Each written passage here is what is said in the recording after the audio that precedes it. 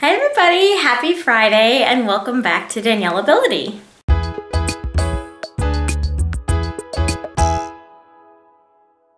I had somebody ask me recently if I had any advice for wheelchair users who are getting ready to go to college. And I actually have a lot to talk about on that, so I'm gonna go ahead and get started. When I went to college, I actually went out of state. I went down south for school, and that was actually a very purposeful decision. I knew that I wanted to go somewhere that was gonna have better weather so that I didn't have to deal with snow and that kind of thing. And so I definitely knew that I wanted to go further south where I wouldn't have to deal with that. So that would be the first thing I would say, is consider the area that the school is in that you're looking at, just to make sure that it's somewhere you can get around by yourself. You want to think about, is it a really hilly area that it's going to be hard going up and down hills to get to class? Is it going to have bad weather a lot of time? And another thing I would say is look at the campus and, take a tour and get around by yourself. Even if someone's with you, don't let them push you or, help you get around, because that's going to give you a good sense of, can you do this on your own?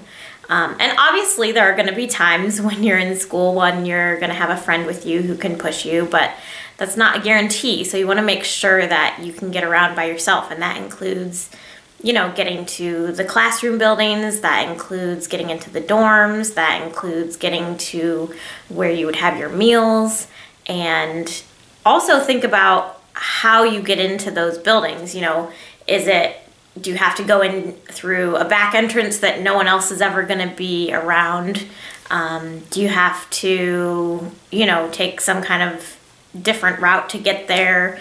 And is it going to be a lot harder? And some of those things aren't necessarily a bad thing. At the school that I went to get to the cafeteria, I had to go through a side door, which was fine, but there were some negative parts of that because they put a door opener on the door, and sometimes that would malfunction. And so then I would have to find somebody who could go around and open it for me, or, that kind of thing. So you just want to be mindful of the campus and how it's laid out, and how you're going to get to different places, and once you're there, how you're going to get in, and all of those different things. If there's an activity that's going on, is it something that you're going to be able to get to? So if it's a football game, can you get to the football field? Is it pretty easy to get to, or would you need help? Because you want to be able to participate in activities that are going on. So once you've found a school, there's a couple things that I would recommend. The first thing is talk to accessibility services. Most schools have some form of that.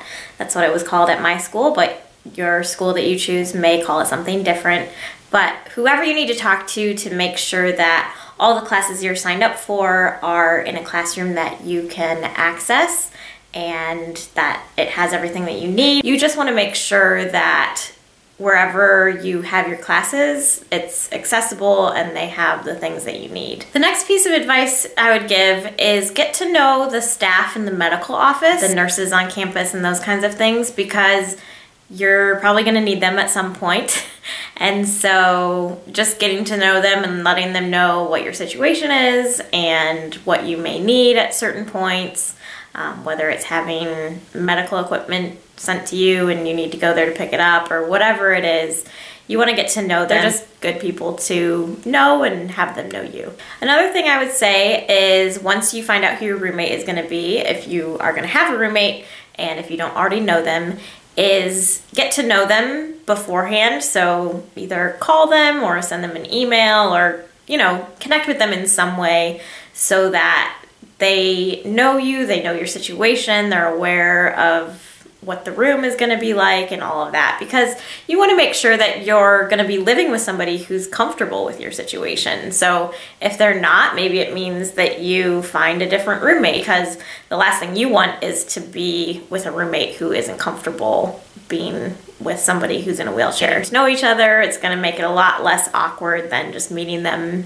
the day that you move in. The next thing I would say is get to know people. Make as many friends as you can, because having friends and having a support system is going to make your college experience so much better and more enjoyable, and you're not going to feel super alone. I know that for me, when I first went to college, as I mentioned, I was out of state, and so I didn't know anybody at the school that I went to.